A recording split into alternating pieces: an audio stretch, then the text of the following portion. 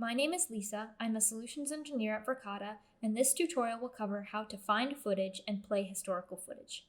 In this example, we will be investigating a case that I was recently notified of where some of our snack inventory went missing. I'm going to find the camera feed of our storage room first. When I pull up the live feed, I also have the option to scroll down and see all of the historical footage that has been saved for the retention period of the camera, which in this case is 30 days. For this incident, our staff notified us that they had dropped off the case of snacks at 10 a.m. on the 23rd, but when they went back in the room at 11 a.m., it was not there. Because we're looking at 24-hour sections of footage, I'm first going to shorten these clips that I'm seeing down to 10-minute sections using the Clips button on the right side of my page. Next, I'm going to use the Calendar button on the left side of my page to navigate to the exact date and time of the incident.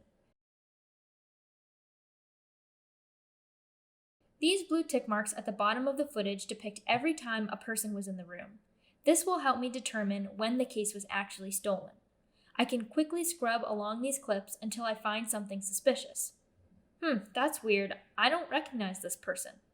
Let me click on this clip so that I can see what's happening here. Wow, oh my gosh, this person is stuffing their pockets with snacks. I'm going to add a few cameras to see if I can predict her path out of the building. To do this, I'm going to click on the plus camera symbol in the upper right corner of my screen. Now I can select up to 3 additional camera feeds to view simultaneously.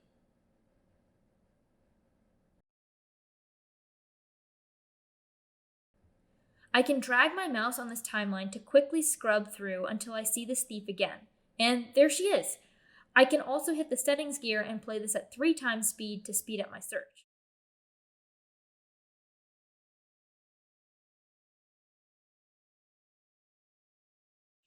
And there she goes, leaving the building. Using these tools, I was able to quickly find and confirm not only who the thief was, but also her trajectory. Please stick around for the next video where I will be showcasing how to save this footage and share it with others.